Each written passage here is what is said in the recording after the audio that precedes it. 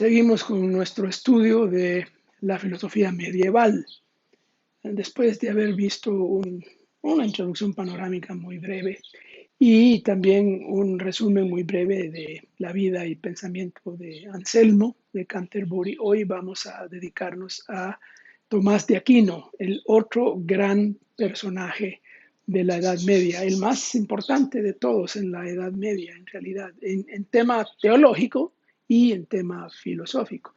Hay muchos otros personajes, como mencioné al principio, hay varios otros más de tiempos anteriores y de tiempos contemporáneos a Tomás de Aquino y posteriores. Hay muchos personajes más, pero estamos seleccionando aquellos que hicieron una contribución mayor. Y Tomás de Aquino es ese, es el más importante, el que más contribuyó. Algo de su vida, bueno, no es el propósito dar tanta información sobre la vida, pero Tomás de Aquino se llama de Aquino porque nació en Aquino, una localidad en Italia. Sus estudios los hizo en Francia, en París. La universidad más famosa de aquel tiempo era la Universidad de París. Y ahí él se quedó también como docente, como profesor, eh, donde hizo su mayor trabajo. Ahí escribió la mayoría de sus obras eh, y después regresó a Italia y ahí pasó sus días finales. Eh, ¿Qué son sus obras más importantes? Bueno, hay muchas obras de él, pero hay dos que sobresalen y las dos se comienzan con el mismo título, Suma. Una se llama Suma contra Gentiles y la otra se llama Suma Teológica, la más famosa. Suma es una palabra latina que significa algo así como compendio, como resumen, pero más que resumen, es un compendio, una suma de cosas, de elementos y de ideas y de temas. La primera, Suma contra Gentiles, es una obra apologética. Esa obra él la escribió para defender la fe cristiana y concretamente la fe católica, que era lo que había en la Edad Media. Eh, eh, Pensando, sus interlocutores eran los musulmanes, ¿no? El Islam, que estaba ahí, no en Italia, pero en los lugares, en las cercanías de Europa.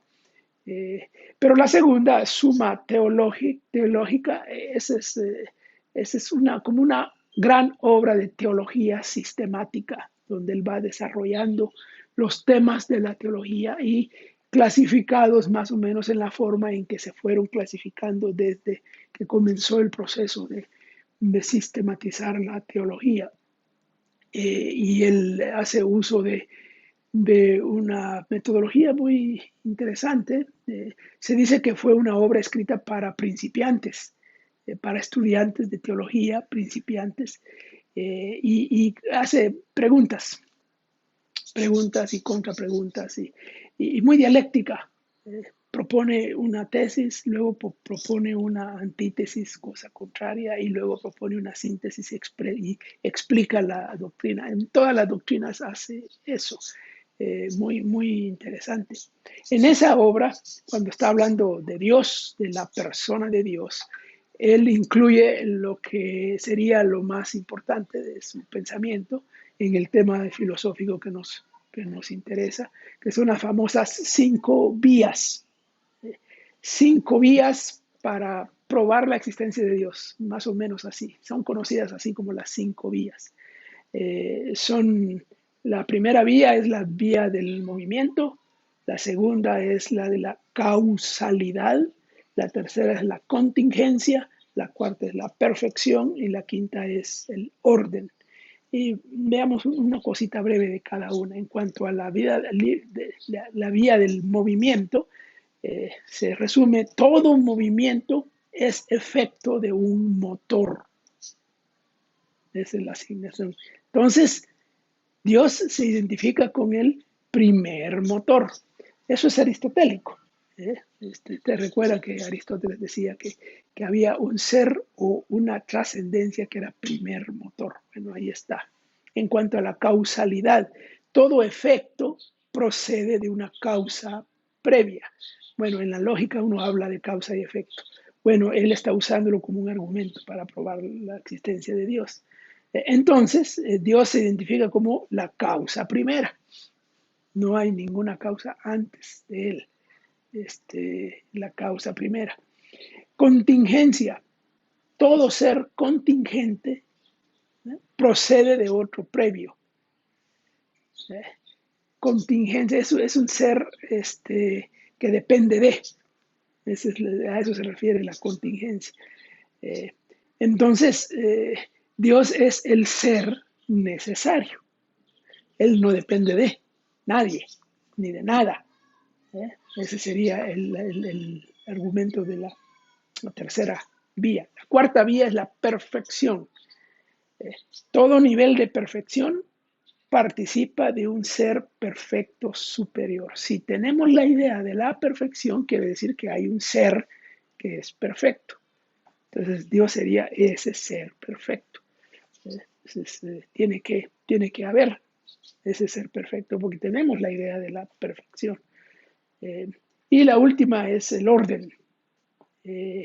A veces se le llama también teleológico, el fin, el final, la meta. Todo nivel inferior en el orden de los seres depende de otro superior. Entonces, Dios es el fin último. No hay nada más. Ahí se acaba todo. Los argumentos. Bueno, tenemos que recordar que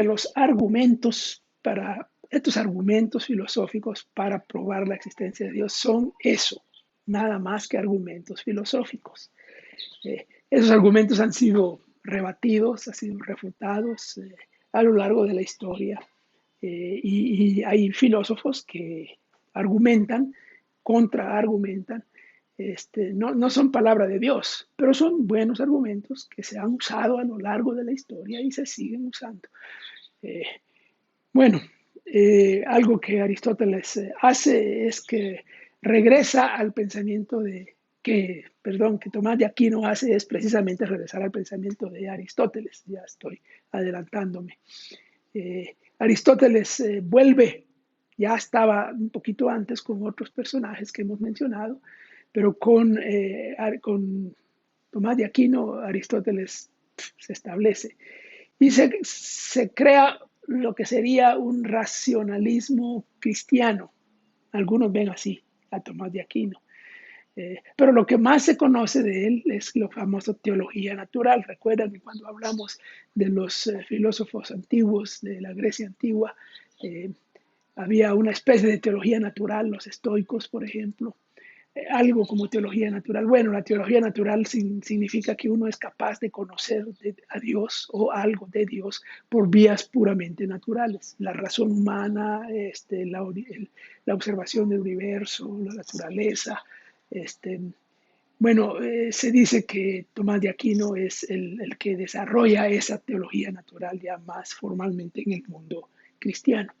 Entonces, tomismo, neotomismo, son escuelas que surgen de Tomás de Aquino y que tienen que ver con esa temática, la temática de teología natural, una especie de racionalismo cristiano, que más tarde se desarrolla otro racionalismo del que vamos a hablar un poco en otra época, en otro periodo. Pero por ahora dejamos la filosofía medieval.